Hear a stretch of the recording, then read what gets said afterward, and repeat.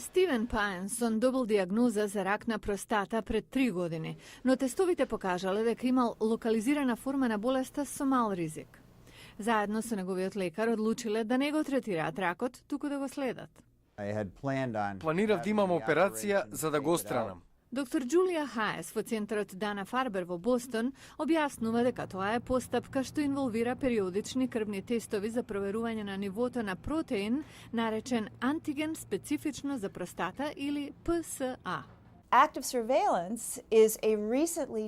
Активно наблюдување е стратегија развиена во последно време за мониторинг на овие пациенти, за да не бидат веднаш третирани. Се чини дека болеста се однесува поагресивно ако на тоа ниво се преземе третман.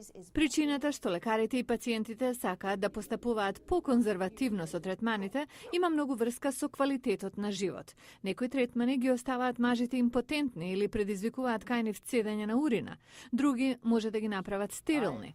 Доктор Джулија Хаес и други истражувачи креирале компјутеризиран модел на 100.000 хипотетички 65 годишни мажи со нова диагноза дека имаат локализиран нискоризичен рак на простата.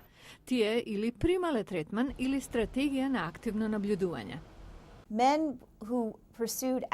Мажите со активно наблюдување имале во просек подобар квалитет на живот отколку оние кои иницијално биле третирани. Но има една препорака. Доктор Шон Колинс од болницата на Универзитетот Џорџтаун во Вашингтон вели дека активното наблюдување е примарно за пациенти кои се очекува да живеат помалку од 10 години.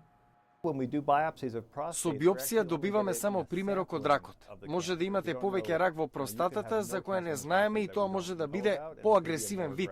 Друг проблем е што на ракот му се дава шанса да порасне и потоа да е потребен поагресивен третман. Но студијата во секој случај е вредна, велат лекарите, зашто квалитетот на животот е нешто што секако многу значи.